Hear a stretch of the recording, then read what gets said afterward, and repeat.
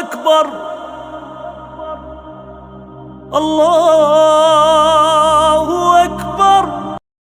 پس سبحان الذی اسری بعبده لیلا من المسجد الحرام الی المسجد الاقصی الذی بارکناه له.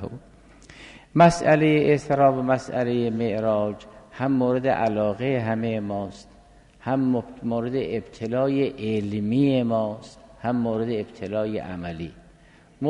مورد ابتلای علمی ماست برای که بسیاری از مردم از انسان سوال میکنن وضع اسری چی بود، وضع معراج چی بود، پیامبر چی دید، چه شنید و امثال ذالک. مورد ابتلای عملی ماست برای اینکه ما میخوایم بالاخره یه سیر داشته باشیم، ولکم فی رسول الله اسوة حسنه.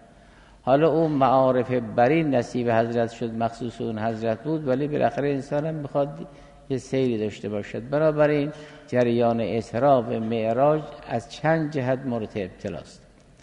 این با تفسیر ترتیبی حل نمی شود، نظیر آیات دیگه ادعو الی سبیل ربک به مانند آن که در سوره مبارک نحل خوندیم. با این همین بحث تفسیر ترتیبی به صورت میپذیرد، ولی اونطوری که مسئله اسری یا مسئله معراج باید حل بشه یقینا حل نخواهد شد. مطلب به بعدی آن است که این تفسیر موضوعی میخواد، یعنی الاسری فی الاسلام، المعراج فی الاسلام، الاسری فی القرآن، المعراج فی القرآن. و این تفسیر موضوعی آیونی که درن پایان نامه می‌نویسن، اگه پایان نامهشون درباره اسری و معراج باشد، یه فراغت یک ساله حداقل لازم است که درباره این دو سه آیه کار بکنه. مطلب بعدی آن است که بخش مهم جریان اسری و معراج از نظر قرآن تبیین شده نیست. مثل خود نماز مرحوم شهید یه رساله دارد به نام الفیه، یک کتاب دارد به نام الفیه، یک کتاب دارد به نام نفلیه. 1000 حکم واجب، 3000 حکم مستحب، یا 3000 حکم واجب، 1000 حکم مستحب. این الفیه و نفلیه 2 تا کتاب است مال این 4000 مسئله که 3000ش یک حکم، 1000 حکم، 1000 مسئلهش حکم جدا. خب با اینکه نماز درست است جزء فروع رسمی ماست، اما به عظمت معراج و احکام معراج و حکای معراج نیست. بخش مهم جریان اسری و معراج را روایات به عهده دارد. این هم یه مطلب.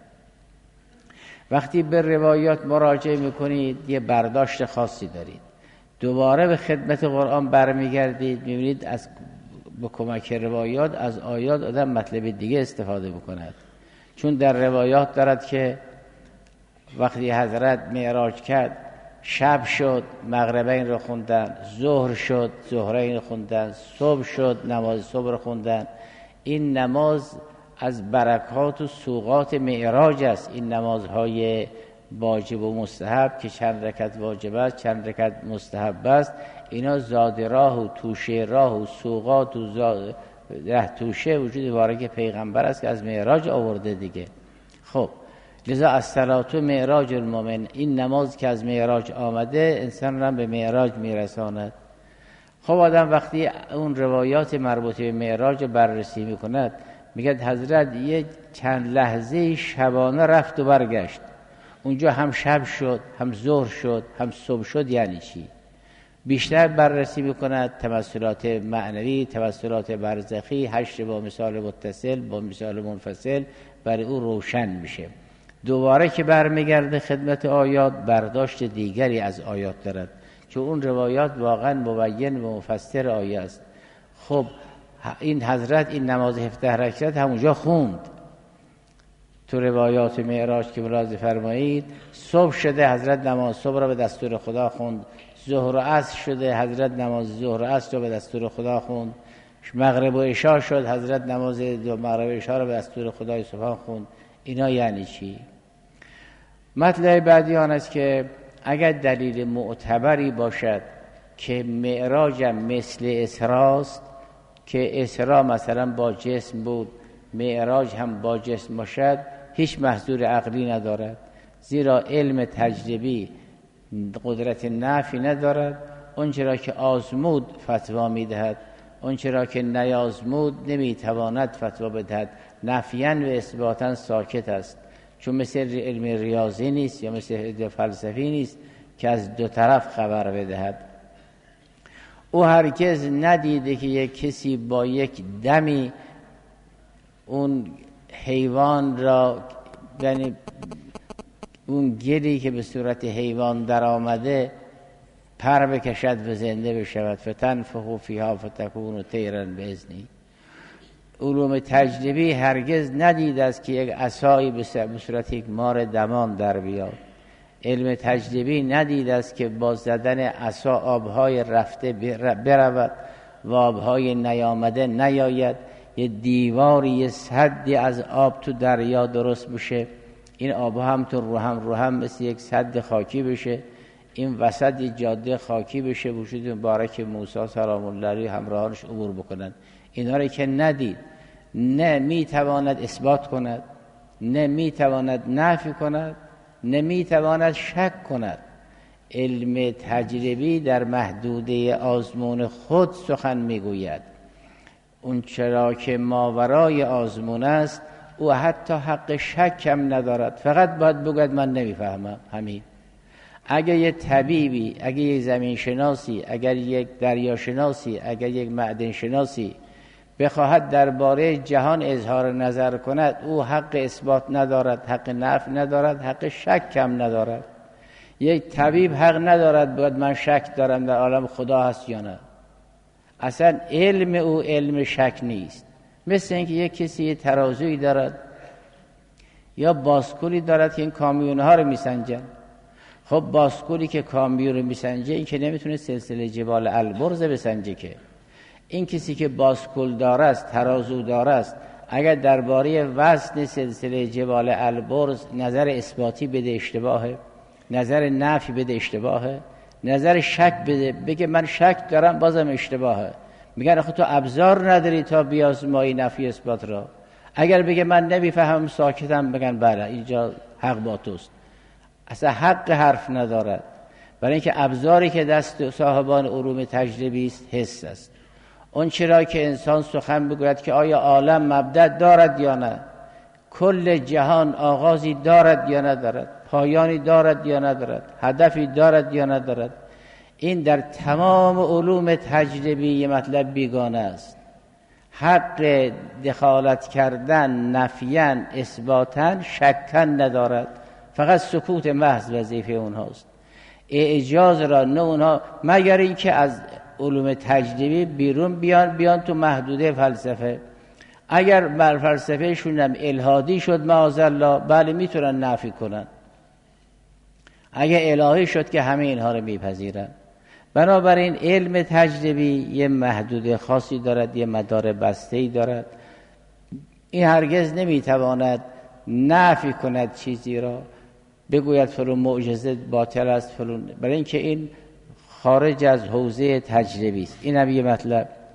اگر دلیل معتبری بود که وجود مبارک پیغمبر صلی الله علیه وسلم با جسم تا دنافت دلا رفت، هیچ محذوری ندارد. برای اینکه پیمودن آسمان ها با جسم خارق عادت بشه، بالاتر از سرعت نور بشه، هیچ محذور عقلی ندارد. تجربه هم که حق دخالت ندارد. منتها تو تحلیل مسئله اسراء و معراج ملاحظه فرمودید وجود مبارک پیغمبر صلی الله علیه وسلم دارای شؤون سته بود. با این شؤون سته این بار سنگین را برداشت. بخشی از کارها و بارها مربوط به بدن است که انجام داد. بخشی از کارها مربوط به تمثلات برزخی است، مثل مشاهده انبیا، دیدن انبیا، نماز جماعت خوندن با انبیا، امام جماعت انبیا شدن. این مربوط به تمثل برزخی است که انجام داد. برخی مربوط به معارف عقلی است که انجام داد. برخی مربوط به مشاهدات قلبی است که انجام داد. بخشی مربوط به قرب نوافل است که انجام داد. بخشی مربوط به قرب فرائض است که انجام داد. این مسلح بود به امور ششگانه. در قرب نوافل اونجا که ذات اقدس اله فرماید کنتو سمعه الذی یسمع به، کنتو بصره التي یبصر بها، کنتو لسانه الذی ینطق به، اون کارها را ذات اقدس اله انجام میدهد. و میگوید به ما سمعت از سمعت ولکن الله سمع. این درست بالاتر از قرب نوافل که قرب فرائض است.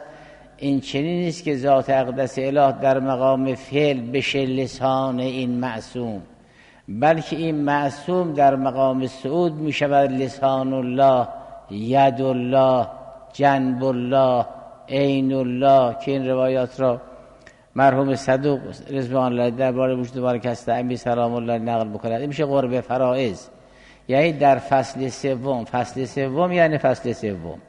الان ما دسترسی به فصل اول که هویت مطلقه ذات اقدس اله است نداریم. دسترسی به فصل دوم که صفات ذات است و عین ذات است اقتراعش مقدور احد نیست. تو فصل سوم که فعل خداست، فیض خداست، افاضه خداست، نور الهی است، اینجا بحث است.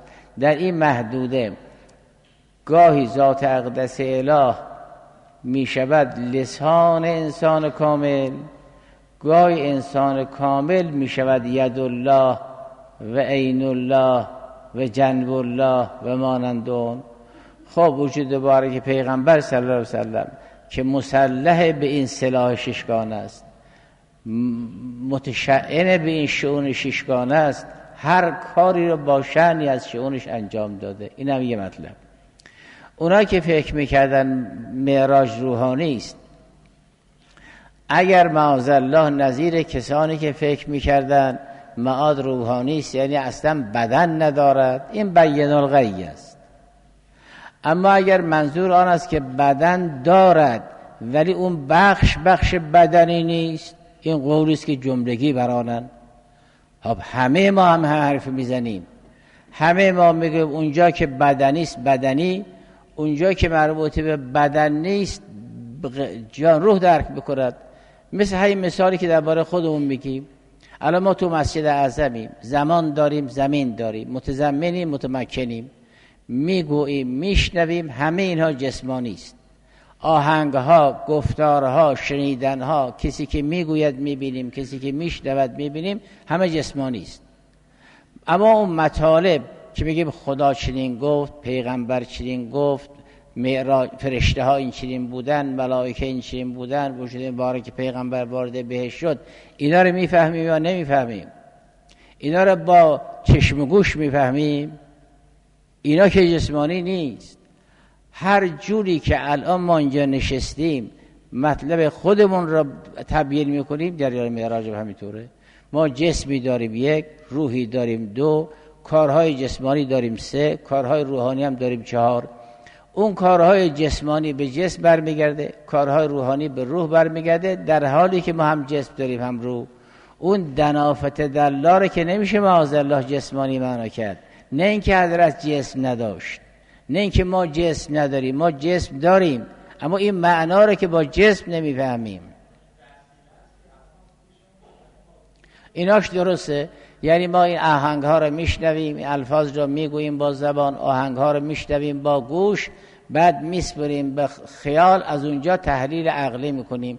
در اونجا دیگه عبری و عربی یکسانه، فارسی و تازی یکسانه. اونجا که میگوییم وحی هست، پیغمبر معصوم هست، فرشته پرنداخت، نودنوت انمارت الله درق گفت، ما مننا الا له مقام معلوم گفت. این معارف رو که ما با چشم و گوش نمیفهمیم، الفاظ رو با چشم و گوش میگوییم و میشنویم.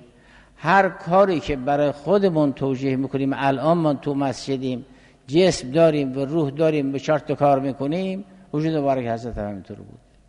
این چنین نیست که اونها اگر معاذالله کسی بگوید معاد روحانی است یعنی اصلا جسم نیست، این بین الغیه. معراج روحانی بود، حضرت جسم نداشت، این بین الغیه. اما بگوید نه جسم دارد، روح دارد، بعضی از کارها رو با جسم انجام میده، بعضی از کارها رو با روح انجام میده. مثل همین خودمون دیگه، الان ما هم جسم داریم هم روح داریم، بعضی کارها رو با جسم انجام میدیم، بعضی از کارها رو با روح. با اون دنافت در الله فکان قاب قوسین او ادنا را با روح انجام داد. چون که ما این مطالب را گفت و شنید را با الفاظ داریم، با حواس داریم، اون معارف را با روح داریم. خب دانشگاه ها وقتی اسلامی میشه که علومش اسلامی باشه، علوم دانشگاهی وقتی اسلامی شد فضای دانشگاه را اسلام میکنه. این عزیزان دانشگاهی ما باید بدونن که در علوم تجربی متاسفانه یقین بسیار کم است. از در معرفت شناسی باید برای اینا توجیه بشه، چون بخی از این اشکالات که بالاخره با سرعت نورم بره این بدن آب میشه، این جسم است. جسم چگونه میتواند با این سرعت یه لحظه میلیونها میلیاردها کیلومتر طی کنه و برگرده؟ از سرعت نورم به مراتب قوی تر بود رفت و آمد دیگر. این بدن چی میتونه بره؟ سرش اینه که اینا یه مشکل معرفت شناسی دارن. علوم تجربی یقین ریاضی توش بسیار کمه. یعنی تو طب شما ممکنه صدها مسئله رو حل کنید اما به اون خط آخر نرسید. میگه تا حال با اینجور فهمیدیم. هیچ کس نمیتواند بگوید که این بیماری درمانش به وسیله این داروست. لیس الا، هیچ دارویی تو عالم پیدا نمیشه که این بیماری رو درمان کنه الا همین دارو.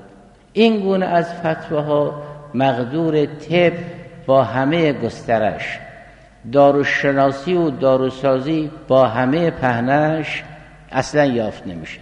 زمین شناسی اینطوره، دریا شناسی اینطوره، معدن شناسی اینطوره، دامداری اینطوره، کشاورزی اینطوره. این گونه از علوم جزم ریاضی توش بسیار کم است.